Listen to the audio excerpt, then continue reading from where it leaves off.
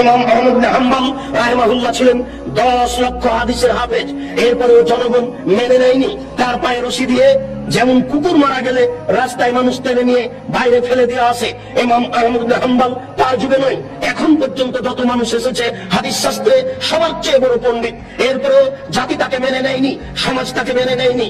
তার পায়ে রশি দিয়ে রাস্তায় টানা হতো, তাকে পিটানো হতো।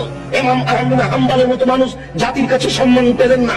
আমরা জাতির কাছে সম্মান পাই বুঝতে পারি না। বুঝতে হবে আমাদের প্রচারের ত্রুটি রয়েছে।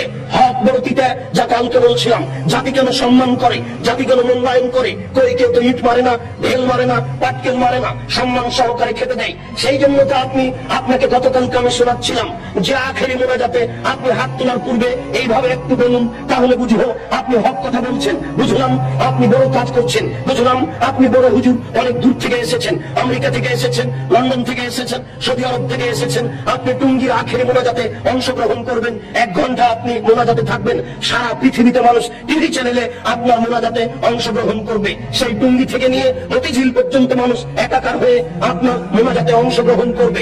দেশের নেতা নেত্রী এই মোনাজাতে অংশগ্রহণ করবে। হুজুর আপনি একটু হক কথা বলুন না, আপনি বলুন আল্লাহর নবী বলেছেন লা ইয়াফলাহু কওমুন ওয়ালাউ আমরাহুম ইমরাতান, ওই জাতি কোনদিন পরিত্রাণ পেতে পারে না যে জাতি নারীকে করেছে নেত্রী, ওই জাতি কোনদিন পরিত্রাণ পেতে পারে না যে নারীকে করেছে নেত্রী, ওই জাতি কোনদিন পরিত্রাণ পেতে পারে না যে জাতি নারীকে করেছে নেত্রী। আপনি বলুন দোয়া করার পূর্বে আল্লাহ রাসূল বলছেন আলী লা তাদুতিম সালাম ইল্লা তুমাস্তাহু ওয়ালা কাবরান মুসরিফান ইল্লা সাওয়াইতাহু, আলী তুমি ছাড়বে না কোনো উঁচু কবর, সবকে ভেঙে সমান করে দাও। আলী তুমি ছাড়বে না কোনো ছবি মূর্তি, সবকে ভেঙে একাকার করে দাও। আপনি এই বক্তব্য দেওয়ার পরে এবার হাত তুলে দোয়া করুন, দেখি দেখা যাবে কত নেতা নেত্রী আপনার দোয়াতে অংশগ্রহণ করে, কত জনগণ আপনার দোয়াতে অংশগ্রহণ করে।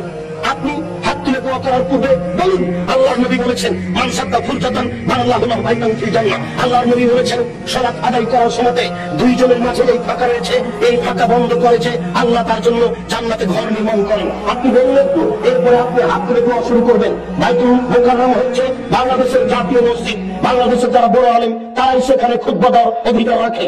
বাংলাদেশের 3 কোটি আহলে হাদিসের আমির হচ্ছেন মুহতারাম আমির জামাত ডক্টর আসাদুল্লাহ গালিব, 5 ভাষার সমমানের পণ্ডিত। কই আজ পর্যন্ত আমরা দেখলাম না যে বাইতুল মুকাররমে তিনি খুতবা দিতে পারছেন। কোথায় হক রয়েছে? কে হকের কথা বলবে? আপনি একটু দোয়া করার পূর্বে বলুন দেশবাসী শোনো, যারা বাইতুল মুকাররমের ইমাম তারাও শুনে রাখুন আল্লাহর নবী বলেছেন মান সাদ্দা ফুলজাতান বানাল্লাহু লাহু বাইতান ফিল জান্নাহ, যে ব্যক্তি দুইজনের মাঝে ফাঁকা বন্ধ করবে তার জন্য আল্লাহ জান্নাতে ঘর নির্মাণ করবেন। আল্লাহর নবী বলছেন এই শোনো, আমি দেখতে পাচ্ছি দুইজনের ফাঁকা দিয়ে শয়তান প্রবেশ করছে। তিনি কত কিছু বললেন এই কাতারকে সুন্দর করে সারিবদ্ধ হয়ে প্রাচীরের মতো হয়ে দাঁড়ানোর জন্য। আর বাইতুল মুকাররমে গিয়ে দেখি, অন্যান্য মসজিদে গিয়ে দেখি একজন 1 হাত সামনে আছে, 1 হাত পিছনে আছে, কোন জায়গাতে 2 হাত ফাঁকা আছে, 5 হাত ফাঁকা আছে, এইভাবে সালাত শুরু হয়ে যাচ্ছে। কই আপনি তো একটু হাত তোলার পূর্বে এই কথা বলতে পারেন না? বলুন দেখি, হক বোঝা যাবে কাকে, আর বোঝা যাবে কত মানুষ আপনার এখানে বেশি হয় আর কম হয়।